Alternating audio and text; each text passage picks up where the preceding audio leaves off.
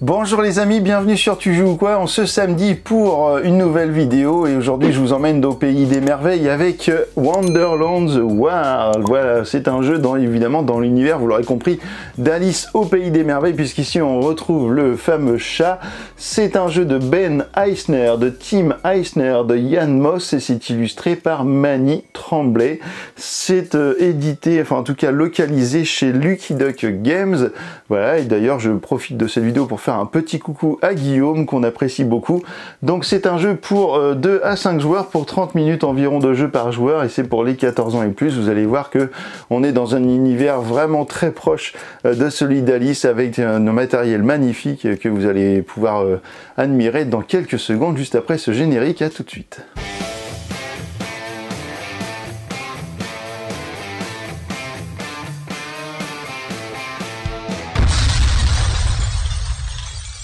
Voici l'énorme, et j'ai bien dit énorme, matériel de Wonderland's War. Alors ici, je vous installe une partie pour une configuration à 2 joueurs parce que je me suis dit qu'en fait, c'était peut-être bien de vous montrer ça parce qu'en fait, tout ce que je vais vous montrer, eh bien en fait, vous l'aurez dans une partie à 4 et 5 joueurs, voire à 3 joueurs, mais vous aurez également des spécificités pour les parties à 2 joueurs qui sont quand même importantes à connaître et du coup, je me suis dit que c'était aussi bien de vous montrer cette configuration-là. Alors, quel est le but de Wonderland's War? Eh bien, vous allez avoir 3 manches pour récupérer le maximum de points de victoire et vous allez donc désigner à la fin le gagnant de la fin des 3 manches, celui qui aura le plus de points de victoire, voilà, comme dans les 3/4 des jeux, on va pas se mentir. C'est un jeu de bag building. Alors vous connaissiez peut-être les deck building, vous aviez un deck de base et que vous alliez faire évoluer au fur et à mesure de la partie, et bien ici ce sera un bag building puisque ça va marcher avec des jetons que vous allez mettre dans un sac. Ce sac, eh bien, le voici, puisqu'ici, c'est une version standard que j'ai, ce n'est pas une version de luxe, donc du coup, c'est des sacs noirs, tout à fait standard. Dans la version de luxe, vous aurez des sacs avec les noms de chaque héros sur le sac avec la couleur qui correspond, mais là, pour la version standard, et puis de toute façon, pour jouer, franchement, il n'y a pas besoin de plus que ce qu'il y a là tout de suite. Donc, vous avez des jetons, je vais y revenir, que vous allez mettre dans votre sac, on va voir tout ça après. Ici, vous avez un très très grand plateau, voilà, avec tout au centre du plateau, et bien vous avez la grande table pour le thé, puisque ce jeu va se jouer en 2 phases. Vous aurez une phase de thé et ensuite vous aurez une phase de guerre. Donc vous allez faire la phase de thé ici et vous allez faire la phase de guerre tout autour en périphérie, donc avec 5 endroits dans lesquels vous allez pouvoir faire la guerre. Ici le comté de la déraison, le donjon rouge, la forêt de Tulsi, le jardin des fleurs vivantes, tiens il y a ça qui est resté là, et la mare de l'arme. Mais pour aller à la guerre, eh bien vous aurez besoin de soldats et des partisans. Les partisans, ce seront ces petits meeples que vous allez avoir, donc vous en avez 10 au début de la partie et il va falloir peut-être en débloquer 4 de plus si vous voulez avoir un petit peu plus de partisans à mettre sur le plateau. Vous aurez également des châteaux pour vous aider. Voilà, les châteaux vont vous donner de la force, mais un château tout seul sans unité autour de lui, eh bien, ne comptera pour rien du tout, alors qu'il vous donnera 2 points de force s'il est accompagné d'unités sur le champ de bataille.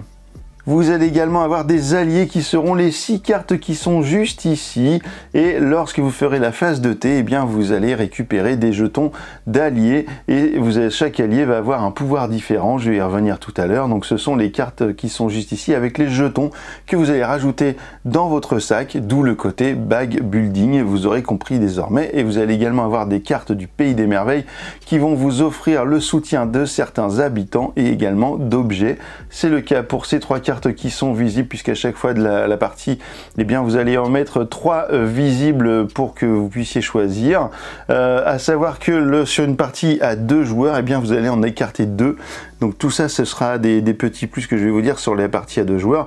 Vous allez écarter l'amulette de la duchesse et vous allez carrément écarter de la partie le lièvre de Mars. Voilà, donc ça ce sont des cartes avec lesquelles vous ne jouerez pas si vous jouez à 2 joueurs. Par contre, à partir de 3 joueurs, vous les prenez.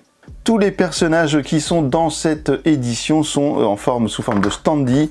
Donc vous avez ici le glaive là qui est planté à l'endroit où va démarrer la guerre. Vous avez ici par exemple le jeton de la licorne. Donc vous avez des petits socles transparents comme ici pour le glaive, et vous allez donc mettre les standees et ça va très bien. Sinon dans l'édition collector vous aurez des figurines, mais ici je vous ai mis bien la reine de cœur contre Alice. Alors je vous ai pas mis le plateau de la reine de cœur, mais on va simuler des combats, vous allez voir, ça va être rigolo. Et puis ici donc j'ai le plateau de Alice. Vous avez un côté spécifique pour 2 joueurs, un côté spécifique lorsque vous jouez à plus de 2 joueurs. Comment est composé ce plateau? Eh bien, vous allez avoir ici l'emplacement pour mettre un bouclier. Voilà, c'est ce qui vient juste ici. Je vais le mettre ici.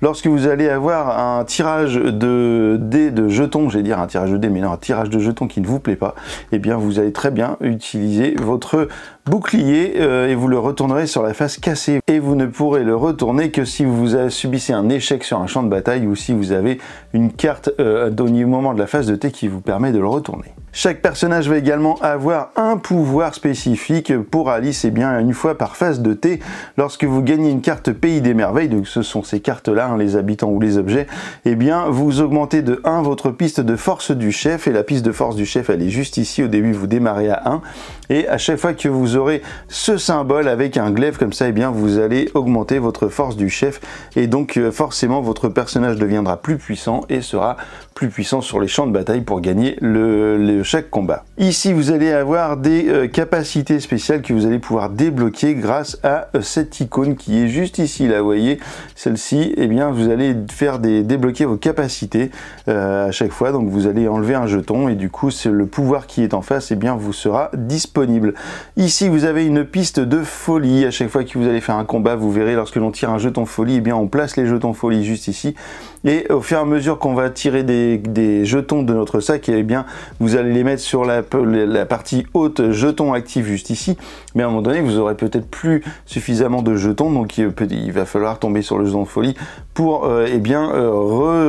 remélanger tout ça, reprendre les jetons épuisés et les jetons folie. Donc par contre les jetons qui seraient actifs à ce moment-là ne seront pas remis dans le sac. Seulement les jetons épuisés, c'est-à-dire ceux qui auront déjà fait un combat, passeront de jetons actifs à jetons épuisés. Vous allez voir quand on va faire un combat, je vais vous montrer tout ça, et du coup tous ces jetons là pourront retourner dans le sac.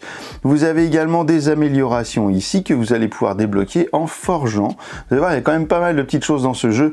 Lorsque vous allez faire de l'action de forger, et bien vous allez prendre un jeton que vous allez sacrifier pour le placer aux différents endroits et récupérer les bonus qui correspondent. Lorsque vous aurez rempli carrément une ligne de cette partie, et bien vous allez récupérer un jeton artefact que vous allez pouvoir remettre dans votre sac. Alors au niveau des jetons, et bien vous avez chaque personnage a ses propres jetons, mais qui sont équivalents. Tout le monde part avec un côté symétrique quand même autour de la table. Vous avez, en tout cas pour les jetons, pas pour les pouvoirs, vous avez 3 jetons de valeur 1, un jeton de valeur 2, 2 artefacts de valeur 3, un jeton forge, un jeton double folie, 2 jetons folie, et puis lorsque vous jouez à 2, et bien vous allez rajouter un jeton forge en plus dans votre sac. Donc vous allez prendre tout ça, oula, je viens de mélanger ça, vous allez prendre tous ces jetons et vous allez les mettre dans votre sac, et maintenant vous savez que vous avez ce que vous avez dans votre sac, hop là, et que vous avez surtout 3 jetons avec de la folie.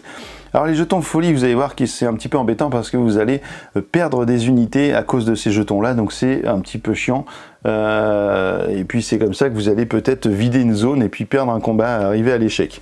Alors au niveau de la mise en place, eh bien vous allez mettre des jetons avec des scores ici sur les emplacements de terrain.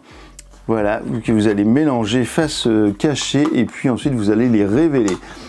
Donc en fait chaque tuile correspond aux 3 manches. Donc ici par exemple, si vous gagnez le combat dans cette zone, vous gagnerez 2 points à la première manche, 8 points à la deuxième manche et 10 points à la troisième manche. Sauf que lorsque vous jouez à 2, eh bien vous allez avoir un terrain de moins, et pour cela vous allez tirer une carte quête au hasard. Les cartes quête, ce sont ces cartes là qui vont vous permettre de gagner des points de victoire au fur et à mesure de la partie, et peut-être de faire la différence donc à la fin lors du comptage.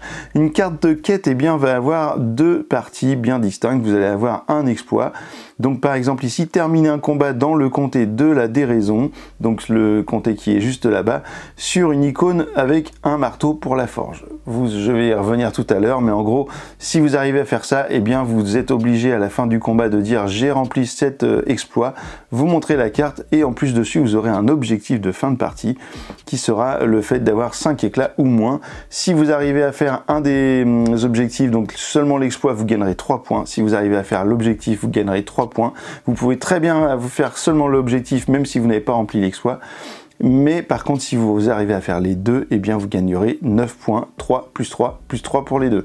Voilà, c'est comme ça que ça se passe. Donc si vous jouez à deux, eh bien vous allez tirer la première carte. Ici, c'est le comté de la déraison. Ça veut dire que cette zone-là, eh bien, ne servira pas pour cette partie. Et alors, il va falloir enlever toutes les cartes quêtes qui correspondent au comté de la déraison avant de pouvoir commencer la partie. Voilà, j'ai enlevé toutes les cartes du comté de la déraison. Maintenant, chaque joueur va prendre 2 cartes dans sa zone de jeu, les regarder et en choisir une. Et vous allez la placer ici dans votre zone de jeu. Toutes celles qui seront défaussées eh bien, seront remises dans le paquet et remélangées avant de démarrer la partie. Au niveau de la mise en place, vous allez également mettre en place les cartes pour la phase de thé. Donc vous avez un paquet comme ça bleu pour la première manche, un paquet vert pour la deuxième manche et un paquet rouge pour la troisième manche. Donc vous allez remplir toutes les positions comme ça, les chaises autour de la table, sauf que si vous jouez à moins de 4 et de 5 joueurs, eh bien vous allez mettre les petits jetons ici pour dire attention, ici il n'y a pas de carte pour la phase de thé. Nous avons également au centre de la table des jetons éclats, des cristaux. Et alors ces éclats vont vous faire perdre des points de victoire à la fin de la partie. Un petit cristal noir vaut 1 point, un gros blanc vaut 3 points. Et au début de la partie, celui qui sera désigné comme premier joueur eh bien, prendra 2 cristaux qu'il va mettre sur son plateau, on va dire que c'est moi, et puis un cristaux pour le deuxième joueur lorsque vous êtes à 2 joueurs. Nous avons tout autour une piste de score avec des petits jetons qui correspondent aux couleurs de nos personnages. Vous avez ici un dé qui sera important lorsque vous aurez fait un tour de table, je vais y revenir dans un instant, mais également pour désigner l'emplacement de départ de ce jeton qui désignera le premier territoire à être en combat lors de la phase de guerre. Vous allez le placer sur la zone juste après la zone que vous avez supprimée si vous jouez à 2 et vous allez lancer le dé et ensuite vous allez faire avancer du nombre de cases indiquées sur le dé. Voilà. Et bien pour la mise en place, c'est tout, on est tout bon. Ici, vous avez juste une petite réserve de jetons folie. On peut commencer la partie. Et donc, si c'est Alice qui est la première, et bien c'est elle qui commence la phase de thé. Alors, la phase de thé va consister à récupérer 4 cartes autour de la table si vous êtes 3, 4 ou 5 joueurs. Si vous êtes 2 joueurs, et bien il y aura une spécificité puisque vous devrez récupérer 5 cartes. Voilà. Donc, c'est encore une différence avec les autres parties. Donc, c'est pour faire évoluer un petit peu votre deck un petit peu rapidement. On est au bout de la table et en fait on va devoir récupérer des cartes mais on va aller où on veut. C'est ça l'intérêt de ce jeu là, c'est que je ne suis pas obligé en tant que premier joueur d'aller sur la première carte. Non, je vais m'asseoir où je veux sur n'importe quelle chaise et je vais bénéficier de la carte qui correspond à l'endroit où je suis. Mais par contre, si j'arrive au bout de la table et que je n'ai pas récupéré mes 5 cartes, eh bien je vais lancer le dé ici et je vais récupérer un nombre de cristaux équivalent à ce qui est indiqué sur le dé. Ensuite, on va remplir toutes les chaises qui seront vides, qui n'auront plus de cartes, et je vais alors continuer ma visite. Par contre, je n'ai pas le droit de refaire une deuxième fois le tour de la table. Je serai obligé, en arrivant ici, d'avoir au moins récupéré ma 5e carte. Alors, qu'est-ce que on va trouver sur ces cartes? Comment ça va marcher? Par exemple, ici, eh bien, si je prends cette carte, je vais récupérer un jeton forge, je vais avancer d'un cran ma force du chef et je vais me séparer d'un cristal. Donc ça, c'est plutôt une bonne carte. Vous avez celle-ci qui va vous permettre de récupérer un jeton créature, donc ce sont les jetons verts là-bas. Donc à chaque fois que vous avez des jetons, il y a des jetons faibles et des jetons forts. Celui-ci a une valeur de 1 avec un petit point, une toute petite étoile. Ça veut dire que c'est un jeton faible. S'il a une deuxième étoile, c'est que c'est un jeton fort. Ici, vous avez également un nombre particulier ici avec des meeples. Ça veut dire que je vais prendre 3 personnages ici, 3 partisans de ma zone de réserve pour les placer sur le même endroit. Je dois choisir un lieu sur lequel je vais les placer, mais je ne peux pas les séparer. Si vous devez les séparer, c'est que vous avez un pouvoir particulier qui vous permet de le faire, sinon vous ne pouvez pas le faire.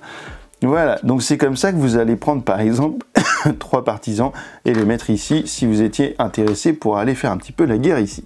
On continue avec les icônes. Ici, vous avez donc le fait de libérer une faction, ici de libérer un pouvoir. Mais par contre, vous voyez qu'il y a un trait oblique, ça veut dire que je choisis entre l'action du haut ou l'action du bas, mais je ne peux pas faire les deux. Celle-ci, vous la connaissez déjà, c'est le fait de faire avancer la force du chef. Et bien l'autre à côté, vous aurez deviné qu'il s'agit d'aller chercher une carte quête qui va vous permettre d'avoir multiples cartes quêtes dans votre main et de pouvoir gagner des points en fin de partie. Ici, je vais récupérer un jeton rose faible.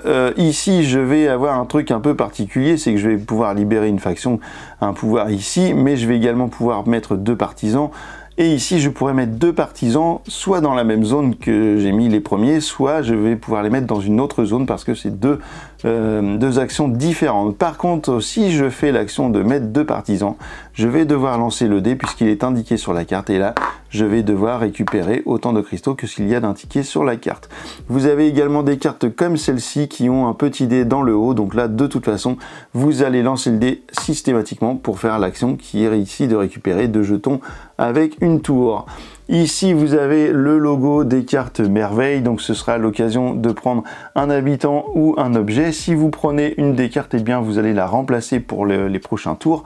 Ici, nous avons un jeton multicolore, ça veut dire que je vais prendre n'importe quel jeton ici, mais par contre, il a une seule étoile, donc je vais prendre un jeton faible forcément. Et je vais prendre également, en plus, un jeton forge et mettre un partisan.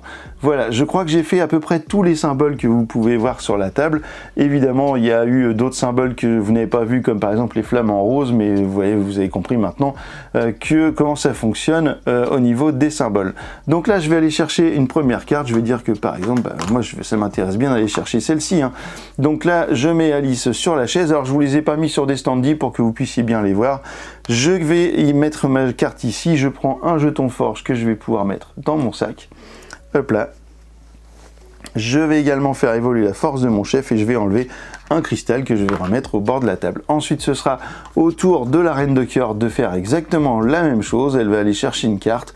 On va dire que par exemple, eh bien, elle va prendre celle-ci. Hop là, la suivante, pourquoi pas. Elle va récupérer un jeton vert, hop là, de créature dans son petit sac. Elle va enlever le cristal qu'elle avait ici. Et en plus, elle va mettre 2 partisans dans un endroit particulier, par exemple, pourquoi pas le donjon rouge. Vous voyez quand même que le donjon rouge rapporte bien plus de points sur la première manche que la forêt de Tulgi, donc c'est un petit peu dommage d'aller à la forêt de Tulgi si on n'a rien à y faire. Et on va continuer comme ça, et puis on va aller récupérer eh bien, des choses. Par exemple ici, si je vais mettre Alice sur cette chaise, eh bien je vais mettre 2 partisans quelque part, et bien pourquoi pas là où est partie la reine, histoire d'aller l'embêter un petit peu. Je vais libérer un pouvoir de Alice, donc pourquoi pas celui-ci. Lorsqu'Alice est passée dans une région pendant la phase de thé, gagner un habitant au hasard à la fin de la phase de guerre, défausser cet habitant. Donc ça c'est très bien parce que ça veut dire qu'au moment où je vais la déplacer pour la mettre dans une zone de guerre, eh bien je vais récupérer, je vais chercher dans le paquet Wonderlands eh bien des cartes, une carte, la première carte qui vient avec un habitant et je vais pouvoir le placer où je veux. Par contre je serai obligé de m'en défausser à la fin de la guerre, donc bon, il va me servir juste pendant un combat, mais c'est déjà très bien.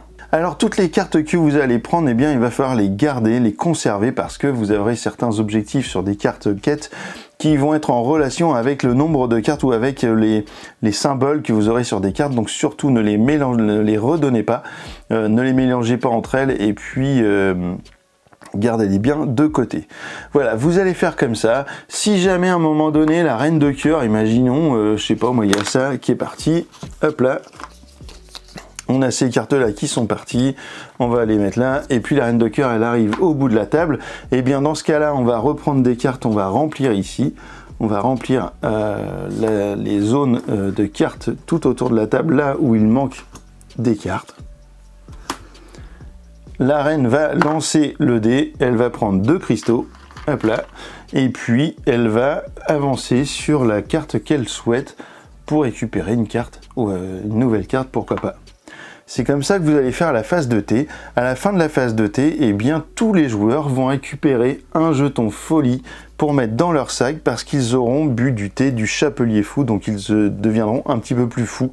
Et vous allez également avoir un jeton folie pour celui qui aura le plus de cristaux parmi les joueurs. Donc ici, c'est la reine de cœur qui en a 2, alors qu'Alice en a 1.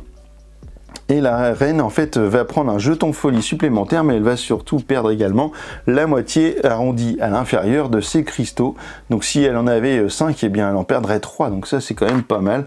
Mine de rien, on récupère un jeton folie, mais on se sépare de cristaux, donc c'est des points de victoire que l'on n'enlèvera pas à la fin de la partie. Alors une dernière chose sur la phase de thé, c'est que lorsque vous avez terminé d'avoir, vous avez eu vos 5 cartes, pour si vous jouez à 2 joueurs, sinon c'est 4, eh bien lors de votre prochain tour, il va falloir choisir un endroit dans lequel vous allez pour combattre. Donc par exemple, Alice, elle pourrait très bien aller là, et puis la reine de cœur, on va dire qu'elle va là, pourquoi pas, mais entre temps, on va dire qu'ils ont récupéré des petits bonhommes, hein, ça, sinon c'est pas marrant. On va mettre la licorne ici avec des choses comme ça, et puis on va mettre par exemple eh bien, des personnages ici avec un château, pourquoi pas, et bien ici avec, hop là, 2 personnages rouges. Et puis on va voir ce que ça fait tout ça, on va rajouter un petit personnage rouge ici, et on va voir un petit peu comment ça se passe les combats dans tous les sens. Allez, on démarre la phase de guerre, et donc on va la démarrer à l'endroit où il y a ce fameux jeton de guerre ici qui est posé. Alors vous allez devoir calculer la force de chaque camp, donc que ce soit Alice ou la reine de cœur, et pour cela vous allez regarder un petit peu les forces en présence dans chaque zone. Alors ici vous avez la reine de cœur qui a une force, on va dire, de 2, par exemple si elle a fait évoluer son personnage, elle a une force de 2, donc on va avancer son personnage ici. Elle a également un partisan, mais les partisans n'ajoutent pas de force à l'armée en question, mais sont là simplement comme soldats, comme chars à canon on va dire, mais ils n'ajoutent pas de force. Par contre ici on a la licorne qui était arrivée, pardon je ne l'ai pas mise ici, mais dans la zone de jeu de notre chère amie Alice. Et en fait, qu'est-ce que fait la licorne? Après le combat, gagnez un point de victoire pour chacun de vos jetons actifs de couleurs différentes. Donc ça, si vous avez des jetons actifs ici avec des couleurs différentes, bah vous allez gagner des points de victoire. Donc ça, c'est bien. Par contre, la licorne, elle a 2 de base, de force. Donc ici, on est à égalité avec 2 partisans ici et un partisan pour la reine de cœur. Alors on va pouvoir commencer le combat, et en fait les joueurs vont piocher simultanément des jetons, enfin un jeton dans leur sac. Ensuite, on va faire ça comme ça, on va tourner le poignet, et dès que tout le monde a choisi, eh bien, hop là, on libère le jeton, et on le met ici pour déterminer, en fait, qu'est-ce qui se passe pendant ce combat. Le jeton 1 eh bien, me permet d'avancer d'un cran sur la piste de combat, donc j'ai déjà un petit point d'avance. On va regarder qu'est-ce que la reine aurait tiré si jamais elle était vraiment incarnée par un joueur. Oh là, une double folie. Alors ça c'est un peu embêtant parce que en fait la double folie, eh bien là si on la conserve, si on la joue telle qu'elle est, vous allez perdre votre partisan et votre habitant supplémentaire, votre chef de guerre. Pour le coup ce sera la reine de cœur. Donc si vous aviez des partisans ou des habitants, eh bien vous pouvez les supprimer avant votre chef de camp, mais en fait ici là vous avez un partisan et la reine de cœur, donc si je garde ça, ça veut dire que les deux sont éliminés. Donc je pourrais utiliser mon bouclier, donc la reine va utiliser son bouclier, donc le petit bouclier qui est ici, elle le retourne, et donc il va falloir qu'elle attende d'avoir soit un échec, soit un effet de carte qui lui permet maintenant de le retourner. Et je repioche à nouveau, vous voyez, un truc de dingue, je repioche à nouveau le jeton double folie. Alors pour la beauté du geste, on va continuer un petit peu, on va dire qu'il n'y est pas, parce que sinon c'est un échec. J'aurais bien aimé quand même vous faire voir un petit peu le combat. Ici, on va dire que j'ai le plateau de la reine, on a un jeton de valeur 2, la reine avance de 2, et en fait, qu'est-ce qui se passe? C'est que je peux très bien, si je le souhaite, abandonner. En tout cas, ils disent abandonner, mais en gros, c'est arrêter le combat. Et si j'arrête le combat, en fait, je prends un jeton, je fais semblant d'en prendre un, et quand j'ouvre, il n'y a plus rien, donc ça veut dire que j'arrête le combat. Et ça peut être utile si jamais j'ai une quête qui me dit, par exemple, d'arrêter au palier numéro 3. Bah tenez, en plus, ça tombe bien, on est dans le jardin des fleurs vivantes. Terminer un combat dans le jardin des fleurs vivantes avec exactement 2 ou 6 jetons actifs. Donc ça, je le dis pas, je le dis à personne évidemment, mais là j'en ai déjà un. Ça veut dire que lors du deuxième tour de tirage de jetons, ah bah super.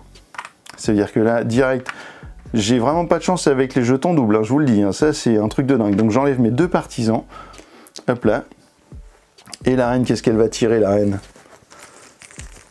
La reine, elle va tirer un jeton folie, et bah ça continue. Allez, on va enlever un partisan, et il va me falloir un deuxième jeton, forcément, moi il va me falloir un deuxième jeton actif pour pouvoir valider mon score. Alors ici j'ai un jeton actif avec 2, hop là, Et une chose que j'ai oublié de faire, c'est que le jeton avec la double folie de la reine, en fait je ne l'ai pas oublié, c'est que je ne l'ai pas remis parce que je ne voulais pas retomber dessus, mais en gros, quand vous utilisez votre bouclier pour remettre un jeton, eh bien il ne faut pas le laisser, il faut le remettre dans le sac. Hop là, je reprends un jeton, et ici c'est un jeton 1, la reine arrive ici, et eh bien on arrive au tour où je vais décider d'abandonner pour réaliser ma quête. Donc là j'ouvre ma main, je n'ai rien, je réalise ma quête. Donc ça veut dire que là du coup la reine forcément aura peut-être utilisé un jeton, ici un jeton forge, ça tombe très bien. Hop là, et puis elle va avancer de 1 et ça veut dire qu'en fait la reine va gagner le combat. Du coup, elle ne peut pas aller plus, elle ne peut pas tirer plus de jetons parce que c'est la dernière en lice, donc elle ne peut pas continuer le combat, elle a forcément gagné ce combat. Donc, qu'est-ce qui va se passer? C'est que la reine va gagner 4 points de victoire juste ici, donc on va avancer son jeton de 4 points de victoire, et moi je suis deuxième ici, donc je vais avancer de la moitié des points de victoire, donc je vais avancer de 2 points. Ensuite, je vais regarder par rapport à ma licorne, après le combat, gagner un point de victoire pour chacun de vos jetons actifs de couleurs différentes. Bon, bah pour le coup, c'est pas de chance, j'en ai 2 bleus, donc je gagne quand même 1 point. Voilà, parce que j'ai au moins un jeton bleu. Donc ici, je vais révéler ma quête ensuite. Donc là, le combat est terminé, je révèle ma quête et je dis que j'ai terminé un combat dans le jardin des fleurs vivantes avec exactement 2 jetons actifs. Donc c'est bon, j'ai 2 jetons actifs, ça veut dire que là, j'ai réussi mon objectif. Donc en fin de partie, je gagnerai au moins 3 points. Et si je veux gagner 9 points à la place des 3, eh bien il faudra que j'ai au moins 4 cartes de thé avec une valeur de 3 petits meeples comme celle-ci par exemple, ou plus. Donc ça va être pour remporter à la fin. Donc évidemment, si j'avais bien lu toute la carte au début de la partie, je me serais jeté sur cette carte-là, et peut-être même sur celle qui est là-haut pour essayer d'obtenir mes 9 points à la fin de la partie. Ensuite, après avoir révélé les exploits dans ce terrain de jeu, eh bien, je vais regarder si je peux forger. En l'occurrence, je n'ai pas tiré de jeton forge, mais je suis sur une case ici avec un marteau, un marteau qui correspond à la forge, donc je peux forger l'un de mes jetons. Ça veut dire que par exemple le jeton 1 qui est juste ici, eh bien je vais l'amener, eh bien pourquoi pas ici, et en le mettant ici, eh bien je vais augmenter la force de mon chef de 1. Voilà, donc ça c'est cool. Donc le combat est terminé, la reine de cœur va en faire autant, évidemment, si elle veut forger, parce qu'ici elle a un jeton forge, parce qu'elle n'est pas arrêtée sur un jeton forge, mais si elle veut forger, elle pourra le faire grâce à ce jeton. Tous les jetons qui auront été utilisés, eh bien, iront ici dans la zone de jetons épuisés. Alors on ne voit pas très bien la vidéo, je vais le remonter un petit peu.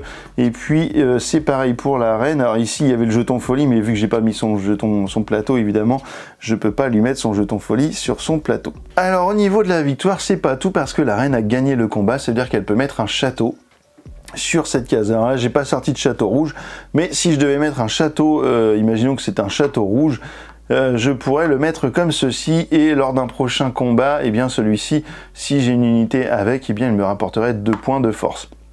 Sauf que lorsque vous jouez à 2, eh bien les châteaux vont être mis dans un premier temps couchés. Il va falloir une deuxième fois eh bien soit faire une action d'activation de château, ou alors gagner à nouveau un combat dans cette zone pour relever votre château, et pour qu'il prenne sa force de 2 et surtout qu'il vous ramène des points en fin de partie, car chaque château vous ramènera 3 points en fin de partie. Mais par contre, si vous faites évoluer ici en forgeant des jetons sur cette piste, eh bien vous allez gagner 4 points de victoire par château en fin de partie, ou alors 5 ou alors 7. Donc ça, c'est vraiment pas mal. Tous les partisans et les habitants qui seraient encore en place, qui ne seraient pas sortis du jeu pendant un combat, eh bien restent en place, et vous pourrez les utiliser à leur place lors d'un futur combat dans les autres manches. Si vous avez un habitant par exemple qui sort du jeu, eh bien vous allez le remettre sur sa carte dans votre zone de jeu, et vous pourrez le réintégrer sur une zone de combat en faisant en fait, à la place de mettre un partisan, eh bien vous pourrez mettre votre habitant. Donc ça c'est à savoir, et vous allez comme ça continuer les différentes zones de combat. Donc après on va passer ici avec la mare de l'arme. Ici vous avez le château qui est bien accompagné de 2 unités, donc il va bien prendre 2 points de force. Le joueur rouge de la reine n'a aucun point de force de combat au début de la partie.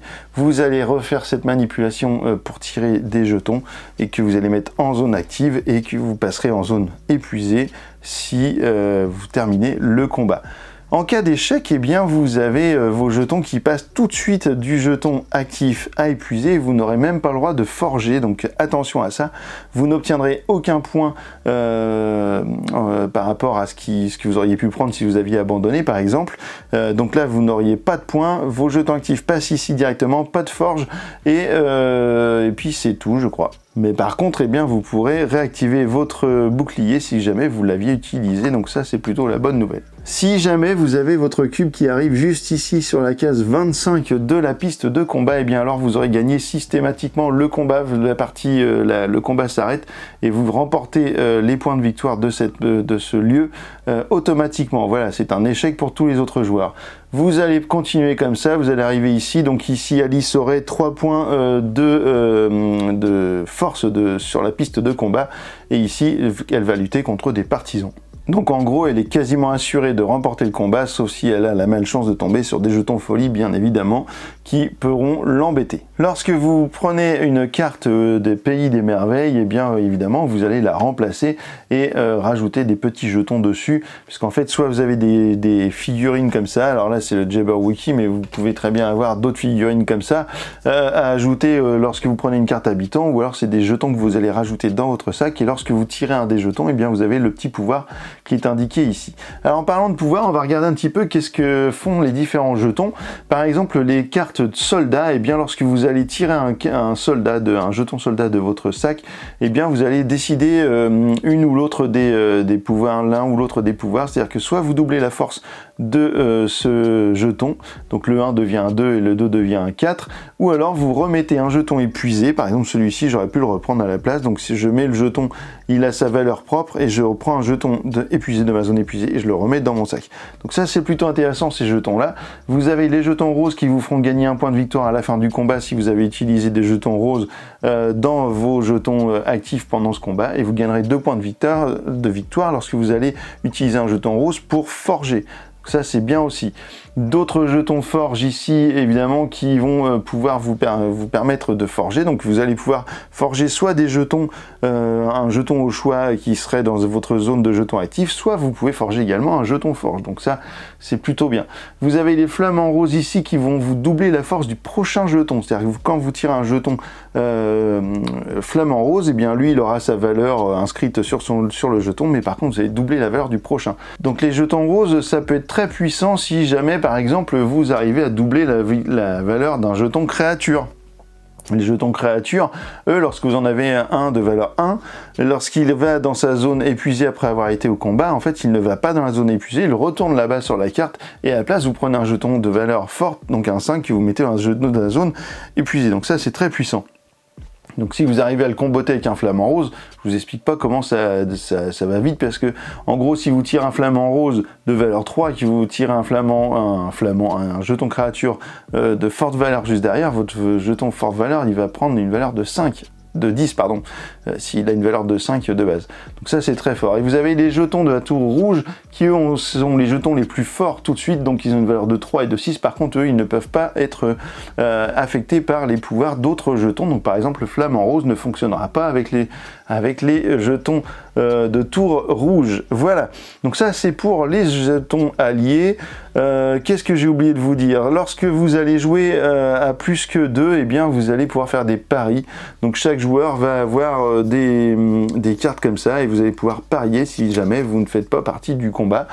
Alors une petite chose que j'ai oublié de vous dire, c'est que parfois vous allez être dans une zone, comme par exemple ici, imaginons, je suis là, voilà, j'ai ma licorne ici, pourquoi pas, et je suis donc dans une zone, ce qu'on appelle une zone incontestée, puisqu'il n'y a pas de force adverse dans cette zone. Et bien en fait je ne vais pas remporter systématiquement le combat, puisque lorsque vous jouez à 3, 4 ou 5 joueurs, et bien vous choisirez la récompense entre soit les points de victoire, soit la pose d'un château, mais si vous jouez à 2, et bien vous serez obligé de combattre malgré tout face à un adversaire, on va dire virtuel, qui va avoir une valeur de force différente à battre selon le round dans lequel vous êtes. Donc sur la première manche, et bien ce sera 3, sur la deuxième manche ce sera 5 et sur la troisième manche ce sera 7 points. Donc vous serez obligé de jouer des jetons quand même pour essayer d'égaliser ou de battre ce nombre de points pour pouvoir remporter les points et le château dans la zone sur laquelle vous êtes. Donc lorsque vous aurez terminé une fin de guerre, c'est-à-dire que lorsque vous aurez terminé votre tour et que vous aurez résolu tous les jetons, tous les emplacements de guerre, eh bien on va alors arriver à une nouvelle manche. Donc qu'est-ce que vous allez faire? Vous allez lancer le dé, vous allez avancer d'autant de cases le jeton de combat qui est indiqué sur le dé, sauf que si vous arrivez sur si vous êtes à 2 joueurs et que vous arrivez sur la zone que vous aviez mise de côté, enfin enlevée du jeu, vous allez la sauter et arriver ici sur le donjon rouge. Ensuite vous allez enlever toutes les cartes ici de niveau 1 que vous allez remplacer par les cartes de round 2, c'est-à-dire les cartes vertes. Toutes celles-ci vont être retirées du jeu. Et puis vous allez remettre tous vos personnages, donc ici par exemple la Lys et la Reine de Cœur, au bout de la table pour commencer une nouvelle phase de thé. On va également remélanger toutes les cartes Pays des Merveilles, on va les remettre dans le paquet, on va tout remélanger, on va sortir 3 nouvelles. Et puis vous allez prendre également tous vos jetons épuisés et tous vos jetons folie que vous allez tous remettre dans votre sac. Donc en gros vous allez repartir avec tous vos jetons, puisqu'à la fin de votre dernière guerre, tous les jetons actifs vont passer en épuisé, donc vous allez remettre tous vos jetons dans le sac pour la nouvelle manche. Voilà, vous allez comme ça continuer les 3 manches, et à la fin de la partie, vous allez compter le point de victoire, donc qui seront affichés par rapport à ce que vous aurez fait pendant la partie. À cela, vous allez ajouter les points correspondant à toutes vos cartes quêtes, les points correspondant à tous vos châteaux, donc par rapport à la position, si vous avez des jetons ici qui ont été activés. Alors, petite chose que je vous ai pas dit, mais ça semble logique, c'est que vous pouvez pas, lorsque vous forgez, évidemment, vous pouvez pas aller mettre un jeton ici, vous êtes obligé de mettre un jeton là, puis après d'aller avancer comme ça. Et puis vous allez enlever un point par cristal que vous aurez ici dans votre zone de jeu. Voilà, et écoutez, je crois que je vous ai tout dit sur Wonderlands War. On se retrouve dans un instant pour mon avis, à tout de suite.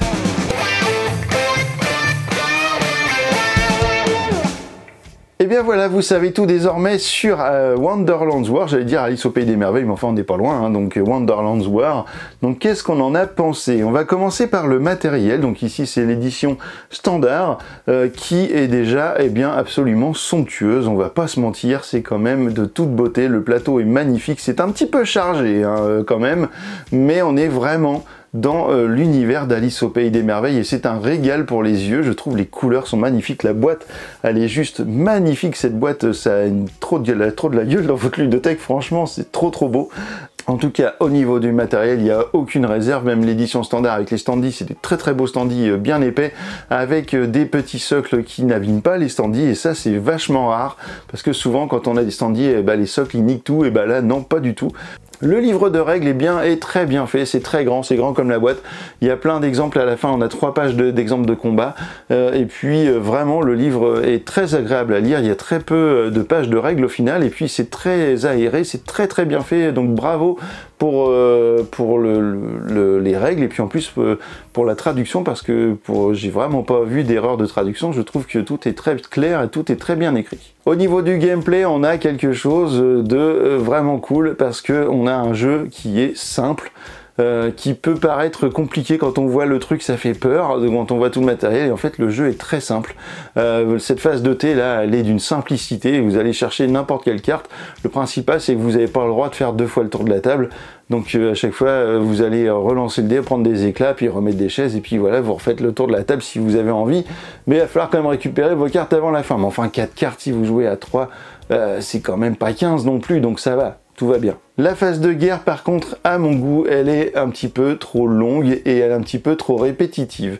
Pour le coup, vous allez parfois être spectateur, et puis ça va être un petit peu chiant si vous avez des longueurs, parce qu'il y a des discussions, parce que le tirage de jetons peut parfois être long si jamais vous voulez arriver au 25 par exemple, et que le combat ne s'arrête pas, et que personne n'abandonne, ça peut être long.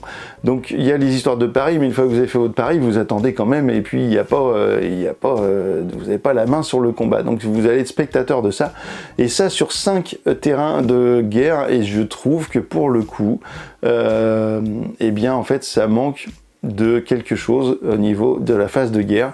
C'est pour moi trop long, et puis ça ralentit un petit peu trop le jeu, et puis il y a quand même vachement le côté chance à tirer vos jetons du sac, vous tirez n'importe quoi. Alors vous allez me dire, c'est comme quand vous lancez un dé, bah oui, mais sauf que quand on lance des dés, bah on joue aussi avec la chance, et ça c'est un petit peu chiant, parce que le deck building, les 3/4 quand même des deck building, vous n'allez pas mélanger votre paquet puis tirer une carte à chaque fois, une seule carte. Vous avez une main de cartes dans la main et vous allez choisir parmi cette carte, cette main de cartes, vous allez choisir des cartes que vous allez mettre en jeu. Et bien là sur le back building, et bien ça va être pas du tout ça, puisque vous allez tirer un jeton, vous n'allez pas en tirer 4 et en choisir un, vous en tirez un et vous l'appliquez. Donc c'est vraiment très hasardeux, et au niveau de la stratégie de combat, en fait il n'y a pas de stratégie de combat. La seule stratégie que vous pouvez avoir, c'est sur la phase de thé, qui est très importante pour le coup, puisque c'est là que vous allez décider comment vous allez remplir votre sac. Donc la phase de thé est la plus primordiale dans le jeu. Si vous faites des bonnes phases de thé, vous aurez beaucoup plus de chances, vous allez optimiser vos chances de gagner les combats dans lesquels vous serez. Voilà, donc ça c'est pour moi le seul point noir du jeu, c'est ce côté trop hasardeux sur la phase de guerre, et ce côté un petit peu long qui fait que peut-être vous allez vous ennuyer au bout d'un moment si vous ne participez pas au combat. Je vais y arriver à articuler. Au niveau de la rejouabilité, ce sera tout l'un ou tout l'autre, c'est-à-dire que soit vous allez vraiment kiffer le jeu et vous allez avoir envie que d'une chose, c'est d'y rejouer, soit vous allez avoir des réserves par rapport à ce que je viens de vous dire, et peut-être que vous allez décider de ne pas trop jouer au jeu, et du coup la rejouabilité va forcément descendre, parce que c'est pas un jeu dans lequel vous aurez une forte courbe de progression, donc c'est un jeu plutôt fun. Je pense qu'il faut le prendre comme il est, c'est-à-dire que c'est un jeu fun avec du hasard. Donc ça, il faut l'accepter. Pour le coup, même si je trouve ça un petit peu chiant parfois, je l'accepte.